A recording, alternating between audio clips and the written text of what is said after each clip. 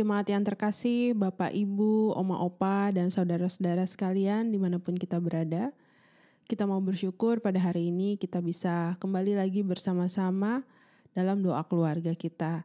Kita bersyukur atas kesehatan dan juga damai, sejahtera, dan sukacita yang daripada Tuhan. Sebelum kita mulai ibadah kita hari ini, marilah kita bersatu teduh sejenak.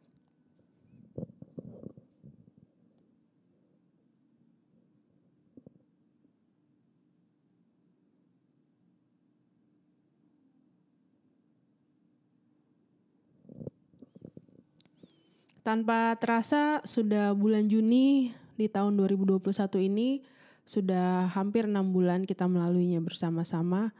Kita mau bersyukur meskipun di masa-masa yang tidak mudah ini, namun kita masih bisa memuji Tuhan, kita masih bisa bersekutu bersama dan memuliakan nama Tuhan. Untuk memulai ibadah doa keluarga, marilah kita nyanyikan pujian dari NKB 130, baitnya yang pertama dan keempat, hidup yang jujur.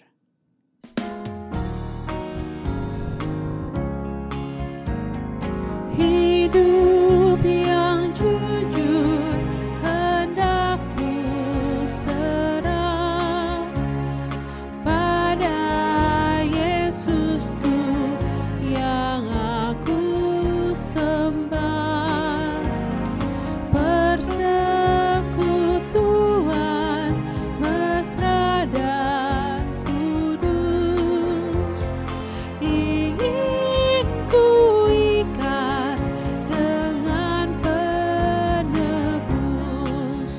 Ya Yesus, kau kurbankan darahmu bagiku, ku beri masa depanku dan hidup bagimu. Hatiku ku serahkan menjadi tahtamu, ku minta kuasailah seluruh hidupku. Memuji Yesus dengan hidupku, mau berkenan pada Dia penuh, ikut mencari yang hilang sesat, bawa padanya yang susah penat.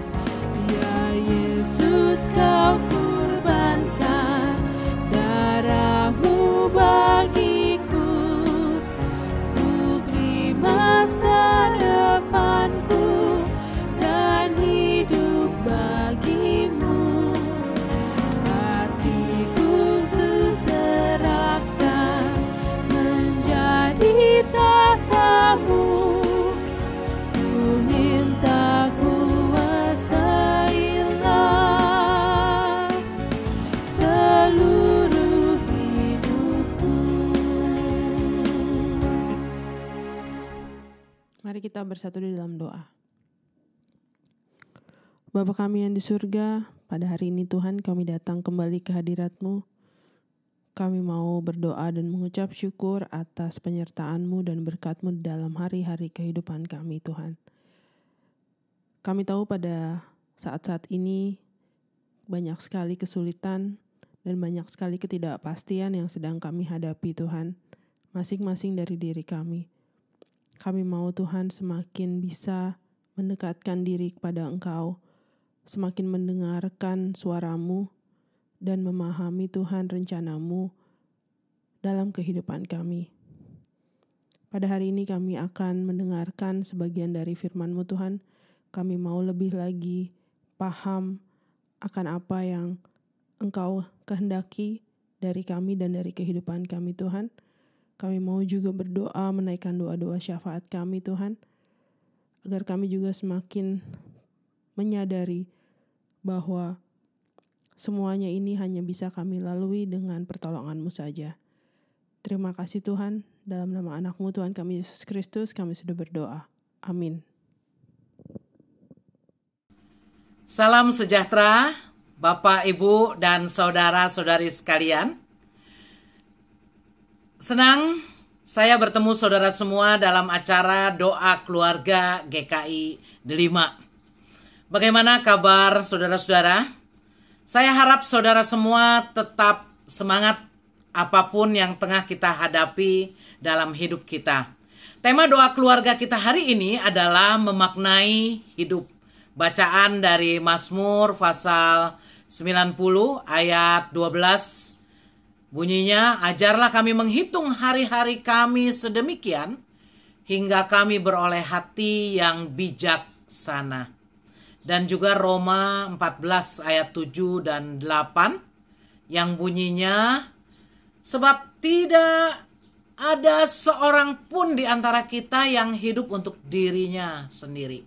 Dan tidak ada seorang pun yang mati untuk dirinya sendiri. Sebab jika kita hidup untuk Tuhan. Dan jika kita mati untuk Tuhan. Jadi baik hidup atau mati kita adalah milik Tuhan. Sampai di situ pembacaan Alkitab, berbahagialah setiap orang yang mendengar firman Tuhan dan yang melakukannya. Saudara-saudara yang kekasih, tanpa terasa sudah hampir 6 bulan tahun 2021 ini kita lalui. Cepat juga ya waktu berlalu. Menjelang setengah tahun pertama tahun 2021 ini kita lalui. Baik juga kita mengambil waktu sejenak untuk merenung bagaimana kita telah mengisi kehidupan yang Tuhan masih anugerahkan kepada kita.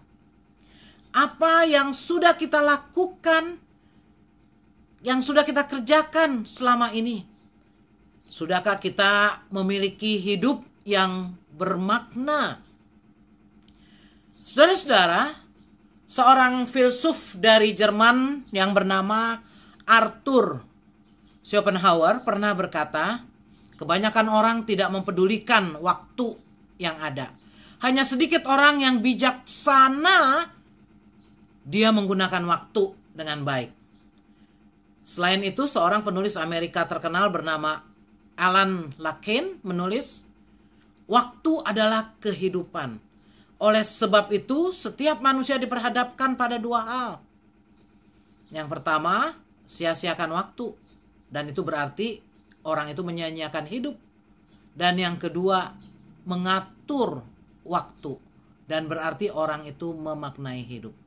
Yang mana yang saudara pilih? Waktu yang kita dapatkan dalam sehari sama. 24 jam ya. Nggak bisa lebih. Nggak ada yang dapat lebih. Tapi ada yang bisa gunakan waktu masih cukup produktif atau sangat produktif. Ada yang membiarkan waktu lewat tanpa melakukan apapun. Tentunya karena umur yang berbeda, produktivitas orang pun berbeda. Tapi yang saya ingin kita ingat adalah selagi ada sesuatu yang bisa kita lakukan. Ya, kalau yang udah lansia mungkin cuma bisa mendoakan orang lain. Tapi itu pun sangat berharga. Jadi waktu yang kita miliki sesungguhnya sangat berharga. Betapa berharganya waktu yang kita miliki biasanya makin kita sadari ketika ada orang-orang yang kita kasihi dipanggil oleh Tuhan. Ketika ada orang yang kita kasihi dipanggil oleh Tuhan, itu menyadarkan kita betapa waktu bersamanya sesungguhnya yang begitu berharga telah habis. Waktu kehidupannya di dunia ini telah habis. Itu juga mengingatkan kita bahwa hidup ini bisa dikatakan seperti angin yang berhembus dan bisa segera lenyap begitu saja. Dalam Yakobus pasal 4 ayat 14 tertulis, sedang kamu tidak tahu apa yang akan terjadi besok. Apakah arti hidupmu? Hidupmu itu sama seperti uap yang sebentar saja kelihatan lalu lenyap. Saudara-saudara, jadi harus kita ingat betapa penting kita menggunakan waktu yang masih Tuhan berikan kepada kita. Betapa penting kita berusaha menjadikan hidup kita bermakna. Tentunya sesuai dengan keberadaan kita masing-masing. Bagaimana caranya? Mazmur 90 ayat 12 tadi mengingatkan kita untuk kita selalu berdoa kepada Tuhan. Minta Tuhan mampukan kita menyadari, menghitung waktu yang Tuhan berikan. Ajarlah kami menghitung waktu kami sedemikian, sehingga kami beroleh hati yang bijaksana. Ketika pemazmur berdoa, ajarlah kami menghitung waktu. Berarti dia menyadari betapa waktu yang dia miliki adalah waktu yang terbatas, bukan waktu yang tidak terbatas. Ya, karena itu harus diingat, harus dihitung, dan harus digunakan. Roma 14 ayat 7 mengingatkan kita untuk tidak hidup bagi diri kita sendiri, tetapi setiap kita mau hidup bagi Tuhan. Bagaimana kita hidup bagi Tuhan, saudara-saudara? Ketika hari-hari kehidupan kita bukan kita isi segala sesuatu buat diri kita sendiri. Tidur, ya, makan, ya, kerja biasa, belajar, istirahat, hiburan, mungkin shopping, ya, olahraga, dan seterusnya yang biasa mungkin banyak tertuju pada diri kita sendiri. Tapi hidup bagi Tuhan berarti kita ingat bagaimana setiap saat dalam kehidupan kita itu juga harus digunakan untuk selalu akrab dengan Tuhan. Bahkan makin akrab dengan Tuhan. Kita mau mensyukuri kebaikan Tuhan, mewujudkan kehendaknya dalam hidup kita, dan melakukan apa yang masih bisa kita lakukan yang bermakna. Kita hidup bagi Tuhan dengan berusaha menjadi berkat bagi sesama. Tuhan Yesus sendiri telah memberikan teladan bagaimana mempunyai hidup. Tuhan Yesus hidup di dunia ini tidak panjang, cuma sekitar 33 tahun. Tapi 33 tahun hidup yang bermakna. Tuhan Yesus isi sedemikian rupa untuk melayani sesama dengan mengajar, dengan menolong orang yang membutuhkan, menyembuhkan. Bahkan akhirnya Tuhan Yesus mati di atas kayu salib, memberikan hidupnya, mau berkorban untuk menebus dosa umat manusia. Tuhan Yesus berarti memaknai hidupnya. Dia mau menggenapi kehendak Bapa, menjadi berkat bagi dunia. Dan betullah karena itu, ya, ada ungkapan yang mengatakan hidup itu juga bisa dikatakan seperti pidato. Yang penting bukan berapa panjangnya, tapi bagaimana kita mengisinya. Tentu sangat bersyukur kalau Tuhan berikan kita umur panjang dan kita bisa mengisinya dengan baik. Tapi tidak semua, ya, mendapat karunia umur panjang. Kalau ada yang tidak mendapatkan karunia umur panjang, kita tahu bagi Rasul Paulus dengan jelas dia mengatakan yang penting itu adalah karena bagiku hidup adalah Kristus dan mati adalah keuntungan. Tapi jika aku harus hidup di dunia ini, berarti bagiku bekerja memberi buah. Ya, itu dalam Filipi 1 ayat 21 dan 22b. Ada sebuah contoh, seorang gadis kecil yang menjadikan hidupnya bermakna.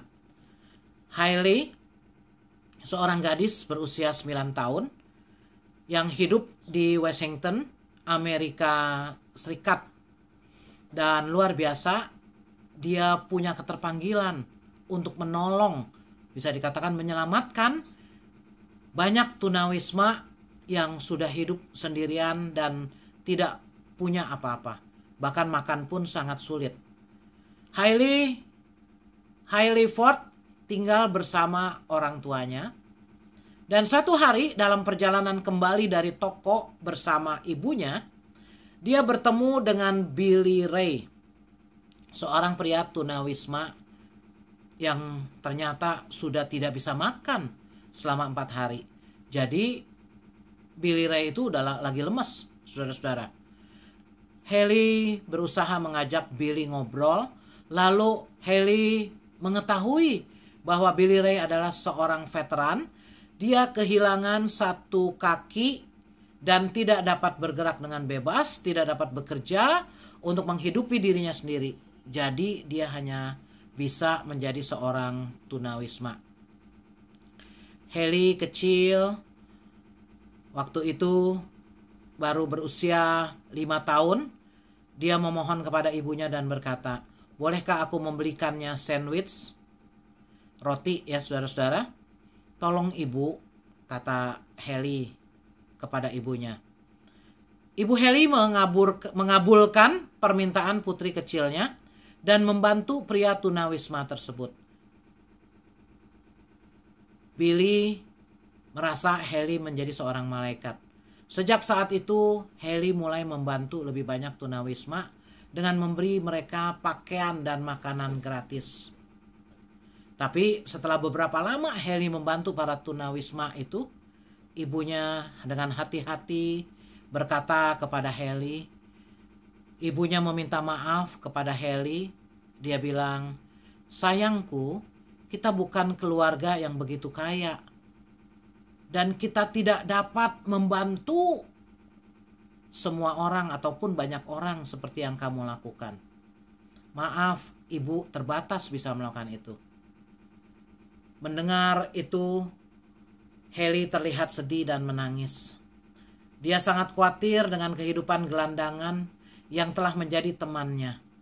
Dia berpikir dan dalam hati dia berkata, jika saya tidak mampu membeli makanan, maka saya akan menanam buah dan sayuran saya sendiri untuk mereka.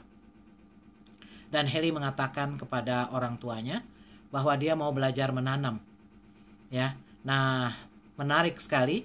Ketika banyak anak seusianya tidak menyukai tentang buah dan sayuran, Heli sudah mulai merencanakan. Dia mau belajar menanam sedikit-sedikit.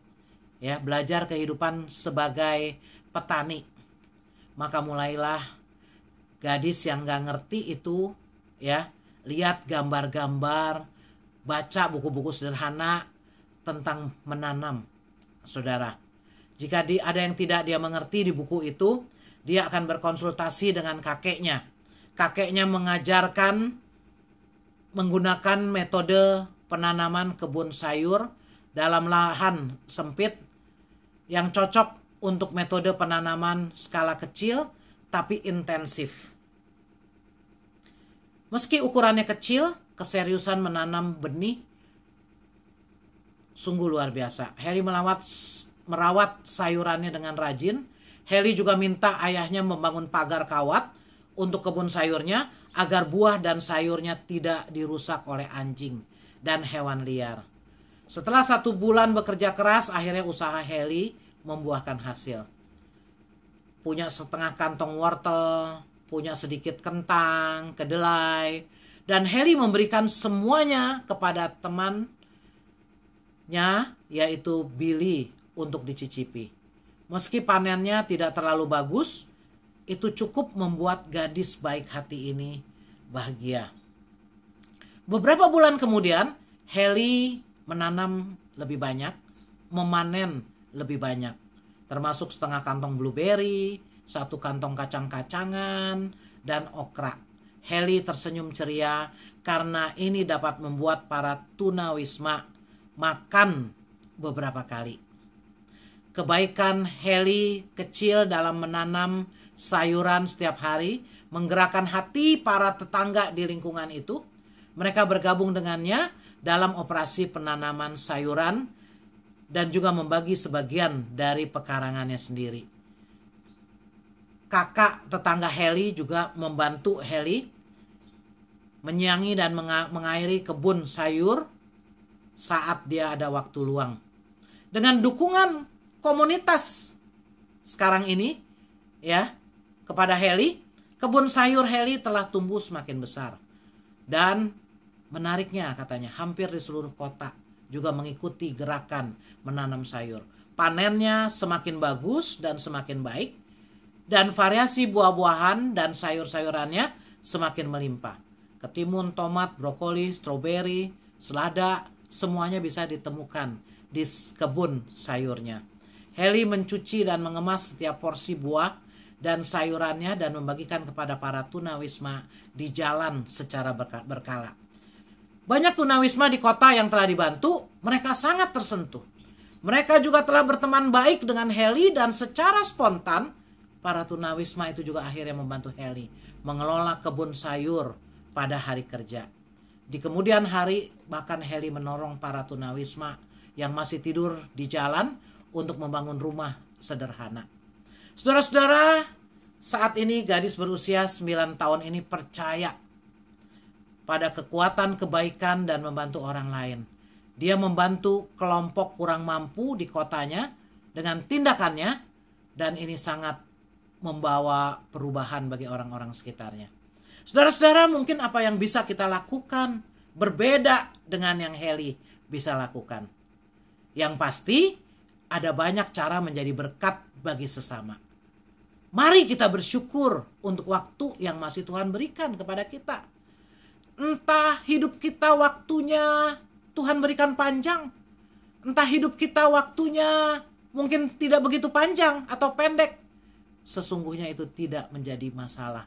Yang penting kita telah berusaha mengisi hidup kita dengan sebaik-baiknya. Melakukan hal-hal bermakna, memuliakan nama Tuhan dengan menjadi berkat bagi sesama. Sekalipun sekarang masih pandemi, apa yang bisa kita lakukan terbatas. Tapi mari lakukan yang bisa kita lakukan agar hidup kita bermakna. Kiranya Tuhan menolong kita. Tuhan memberkati kita semua. Amin.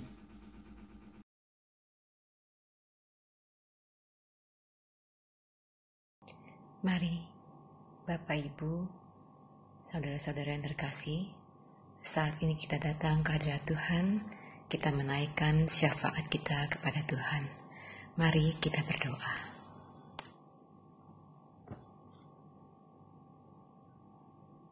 Bapa kami yang ada di dalam surga, terima kasih atas penyertaan-Mu pada pagi hari ini, sehingga kami bisa memuji dan memuliakan nama-Mu. Ini semua bukan karena kuat dan hebat kami, namun semuanya ini karena berkat kasih-Mu kepada kami. Kami sungguh bersyukur kami bisa melewati setiap hari yang telah Engkau berikan. Ajarlah dan mampukan kami untuk kami senantiasa boleh menjalani hidup ini dengan hati yang bijaksana. Pada kesempatan pagi hari yang indah ini ya Bapa, kami ingin berdoa untuk semua jemaat-Mu dimanapun berada, yang sedang mengalami sakit ataupun pemulihan. Kiranya Engkau menyertai mereka dimanapun mereka berada. Berilah mereka kesembuhan, sehingga mereka boleh kembali untuk memuji dan memuliakan nama-Mu. Tak lupa ya Bapa, kami juga ingin berdoa untuk seluruh jemaat-Mu yang sedang berulang tahun ataupun ulang tahun pernikahan. Kiranya Engkau sajalah yang menyertai mereka di usia baru mereka. Sertai mereka dan jadikanlah mereka pribadi yang takut akan Engkau, dan Engkau yang senantiasa terus-menerus akan menyertai setiap langkah kehidupan mereka. Pakailah mereka seturut dengan kehendak-Mu untuk mereka boleh senantiasa memaknai setiap hidup yang telah Engkau berikan bagi mereka. Ya Bapa, kami juga ingin berdoa bagi semua pelayan gereja-Mu. Kiranya Engkau senantiasa menyertai setiap kegiatan-kegiatan yang telah direncanakan ataupun setiap program kerja yang telah direncanakan. Kiranya setiap program yang telah disusun dan direncanakan boleh menjadi berkat bagi sesama. Bapa kami yang di surga, kami juga ingin berdoa untuk seluruh hamba-hamba Tuhan dimanapun di tempat mereka melayani. Biarlah Engkau yang senantiasa menyertai setiap pelayanan mereka. Tak lupa juga ya Bapa, kami juga ingin berdoa untuk seluruh jemaat-Mu. Kiranya Engkau memberikan kasih dan penyertaan-Mu kepada seluruh jemaat-Mu. Berkatilah keluarga, pekerjaan, bahkan pendidikan yang sedang mereka jalani. Bagi kami semua ya Bapa, yang membutuhkan kekuatan dalam menjalani kehidupan ini, biarlah Engkau yang senantiasa memampukan setiap langkah kehidupan kami. Ya Bapa, kami juga ingin berdoa, berkatilah bangsa dan negara kami. Engkau yang memberikan dan menyertai para pemerintahan, mulai dari yang tertinggi hingga yang terendah, karena kuasa-Mu nyata di tengah-tengah pemimpin yang memimpin bangsa dan negara ini. Kiranya juga Engkau memberikan kedamaian bagi bangsa dan negara ini ya Bapa.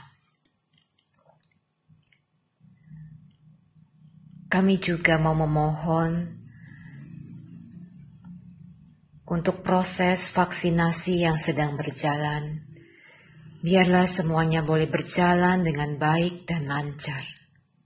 Engkau yang senantiasa menyertai para petugas yang menjalankan proses vaksinasi ini. Engkau yang memampukan mereka. Engkau yang memberi kekuatan kepada mereka. Ya Bapa, begitu banyak permohonan yang hendak kami sampaikan kepadamu. Namun kami tahu, Engkau terlebih dahulu mengetahui apa yang ingin kami sampaikan.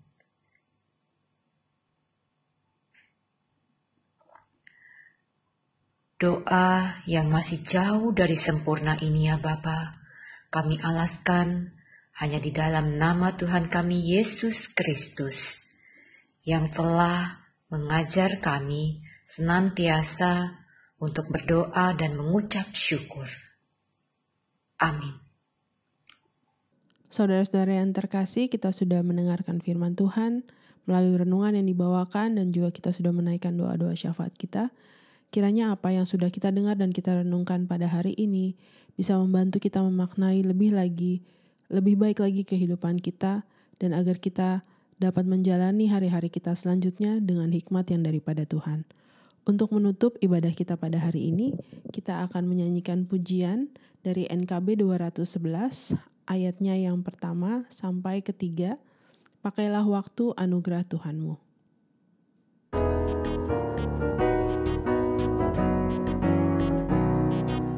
Pakailah waktu anugerah Tuhanmu, hidupmu